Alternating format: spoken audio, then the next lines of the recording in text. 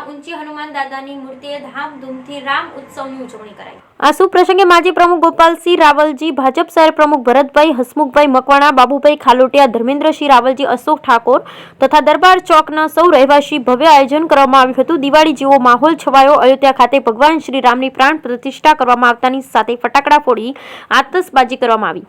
હાથમાં શ્રી રામના ધ્વજ સાથે શોભાયાત્રા સહિતના કાર્યક્રમ, ડીજે સાથેની શ્રી રામ રેલી અંબાજી માતાના મંદિરેથી નીકળી। માતાના મંદિરે શ્રી રામ ભગવાનની પૂજા આરતી કરવામાં આવી। નાના બાળકોએ રામાયણના પાત્ર અનુસાર વેશભૂષા કરી હતી। રામ, સીતા, લક્ષ્મણ, સબરી, હનુમાન દાતાની વેશભૂષા કરી અને રામ પ્રાણ પ્રતિષ્ઠા મહોત્સવને લઈ ઓડ શહેરમાં આનંદ ઉલ્લાસનો માહોલ છવાયો હતો। વિવિધ સ્થળોએ શોભાયાત્રાના આયોજનમાં કેસરી ધજાઓ સાથે સૌ જય શ્રી રામનો જયઘોષ કરતા જોડાયા। આતશબાજી કરવા સાથે મીઠાઈનું વિતરણ કરાયું હતું। રામજી મંદિરને અંબાજી મંદિરને રંગબેરંગી ફૂલો, આસોપાલવ, ખેડ સહિતથી શણગારવામાં આવ્યા। રામ ભક્તોએ પોતાના ઘર આંગણે રંગોળી પૂરી જય શ્રી રામના નારાથી સમગ્ર માહોલ ભક્તિમય બની ગયું હતું। હનુમાન દાદાની વિશાળ પ્રતિમાની મહાઆરતી કરવામાં આવી।